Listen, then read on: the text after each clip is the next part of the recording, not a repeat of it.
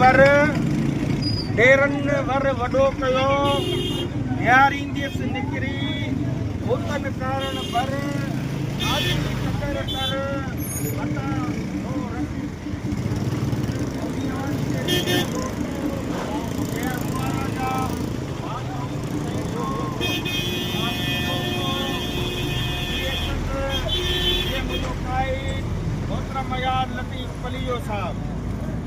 साथियों सिंध जा हुक्मरान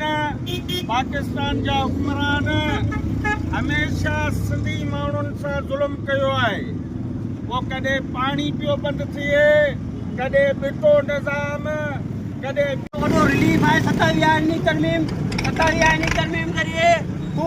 तो हर केस खां आज़ादु हूंदा हू सिंध खे पूरे पाकिस्तान खे विकिणी तबाह बर्बाद करे छॾींदा तॾहिं बि उन्हनि खे को केस फ़ाइदो थी वियो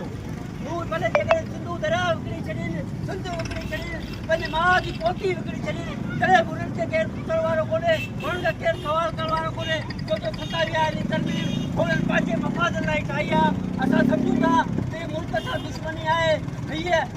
पाकिस्तान जे 22 करोड़ माण्हुनि सां दुश्मनी आहे ऐं सिंध जा माण्हू हिन साहेली 27 तरमीम खे कॾहिं क़बूल न कंदा हर सूरत में क़बूल न कंदा हबीबुल्ला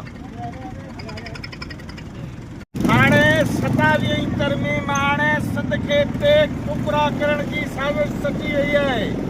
जेकी असीं हिन पंहिंजी धरती माउ जी हिफ़ाज़त कंदासीं असां अॻे बि के बि दुश्मन मनसूबे खे कामयाबु करणु न ॾिनो आहे असां पंहिंजूं जानियूं ॾिनियूं आहिनि पंहिंजा सिर ॾिना आहिनि पर हमेशह इन्हनि मनसूबनि जे ख़िलाफ़ु विढ़िया आहियूं ऐं विढ़ंदा रहंदासीं जीअं सिंधियुनि जी सिंध